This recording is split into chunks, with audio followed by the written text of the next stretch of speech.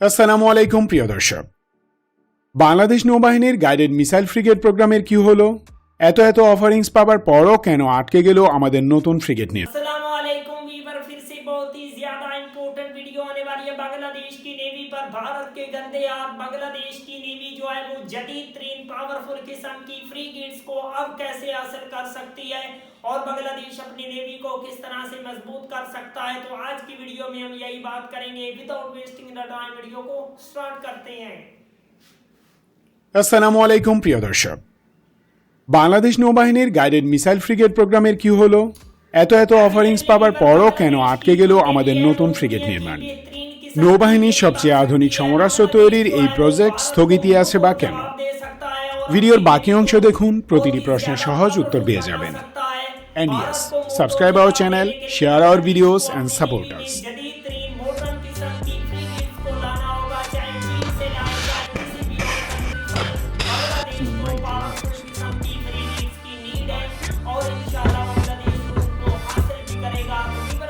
अगर आप लोगों को ऐसी मजीद इंफॉर्मेटिव वीडियो देखनी है जल्दी से हमारे चैनल को सब्सक्राइब कर लीजिएगा। मिलते हैं आपसे नेक्स्ट वीडियो में इंशाल्लाह, तब तक के लिए अल्लाह हाफिज।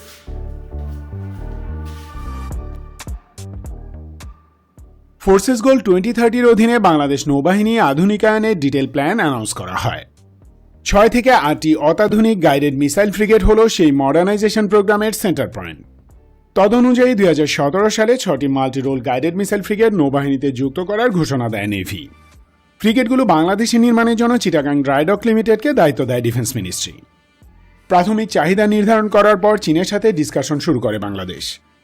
চাইনিজ টাইপ 054 ফ্রিগেটকে বেস ডিজাইন হিসেবে সিলেক্ট করা হয়। বড় অঙ্কের এই ডিফেন্স প্রোগ্রাম যখন চূড়ান্ত হবে তখনই মিয়ানমারে শুরু হয় রোহিঙ্গা নিধন। এই ঘটনার জন্য চীনকেও দায়ী করে বাংলাদেশ এবং দ্বিপাক্ষিক সামরিক সম্পর্কে শীতলতা আসে। বলা হয় মূলত পশ্চিমা দাতা গোষ্ঠী তথা আমেরিকা, ইউরোপিয়ান ইউনিয়ন ও কানাডা সরকারি এবং বেসরকারি পর্যায়ে বাংলাদেশকে চাপ দেয় চীনের সাথে ডিফেন্স রিলেশন কমিয়ে আনার জন্য। তখনই চাইনিজ ফ্রিগেট ক্রয়ের সিদ্ধান্ত থেকে সরে আসে বাংলাদেশ।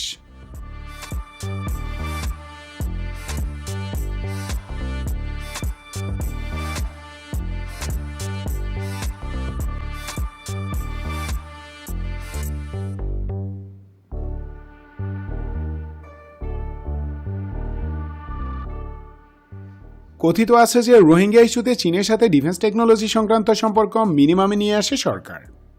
এর ফলে স্থগিত হয়ে যায় অনেক আধুনিকায়ন প্রসেস। ওদিকে চীনের কাছ থেকে ফ্রিগেট না কিনলেও বাংলাদেশের ডেভেলপমেন্ট প্রোগ্রামে সরকার বিলিয়ন ডলার চাইনিজ ইনভেস্টমেন্ট নিয়েছে, তাতে কিন্তু সমস্যা হয়নি।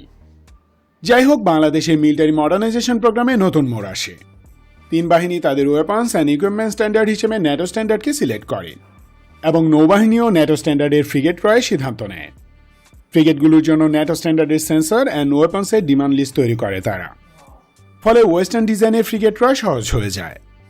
এরপর ইউরোপিয়ান বেশ কয়েকটি নেভাল শিপ বিল্ডার তাদের অফার নিয়ে হাজির হয়।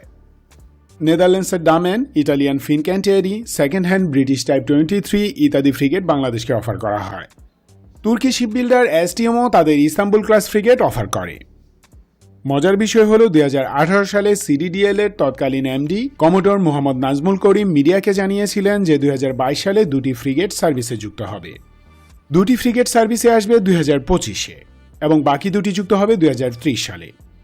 কিন্তু সেই সময়সূচি আর রক্ষিত হয়নি। আর বর্তমানে পুরো ফ্রিগেট প্রোগ্রামে নোংরা নাক গুজে রেখেছে ভারত।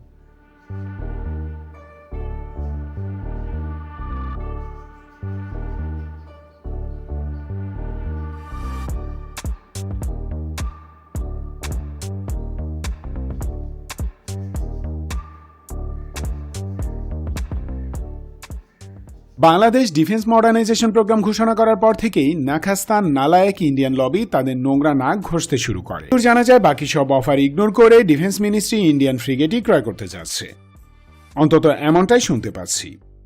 তবে নেক্সট ইলেকশনে কি হয় তার উপর অনেক কিছু নির্ভর করছে। বর্তমান রেজিম যদি ক্ষমতা হারায় তবে বাংলাদেশ আর্ম ফোর্সেসের উপর দিল্লির কোনো জন 95%ই কমে যাবে। আমাদের ফ্রিগেট প্রোগ্রামও ভারতের করাল থাবা থেকে মুক্ত হবে ইনশাল্লাহ। কিন্তু যদি ক্ষমতার রদবদল না হয় তবে 100% নিশ্চিত থাকেন শুধু ফ্রিগেট না, ইন্ডিয়ান তেজাসও হয়তো কিনতে হবে বাংলাদেশকে। সামরিকভাবে বাংলাদেশ হবে ভারতের করদ রাজ্য।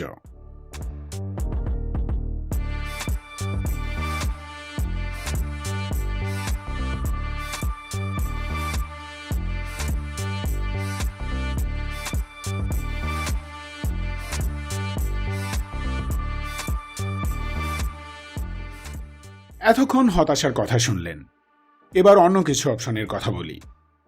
ধরে নিলাম যে কোনো কারণেই হোক সরকার ইন্ডিয়ান ফ্রিগেট থেকে সরে আসলো। डेफिनेटली वीवर बांग्लादेश की जो नेवी है वो दुनिया की बेहतरीन किस्म की नेवी बन सकती है। बांग्लादेश जो है वो भारत को मुंह तोड़ जवाब दे सकता है और अपनी नेवी को बहुत ही ज्यादा पावरफुल बना सकता है। भारत को मुंह तोड़ जवाब देने के लिए बांग्लादेश को अपनी नेवी में जदीद तरीन मॉडर्न किस्म की फ्रीगेट्स को लाना होगा, चाहे चीन से लाए चाहे किसी भी और कंट्री से। बांग्लादेश को पावरफुल किस्म की फ्रीगेट्स की नीड है और इंशाल्लाह बांग्लादेश उनको हासिल भी करेगा। तो वीवर अगर आप लोगों को ऐसी मजीद इंफॉर्मेटिव वीडियो देखनी है जल्दी से हमारे चैनल को सब्सक्राइब कर लीजिएगा। मिलते हैं आपसे नेक्स्ट वीडियो में इंशाल्लाह, तब तक के लिए अल्लाह हाफिज।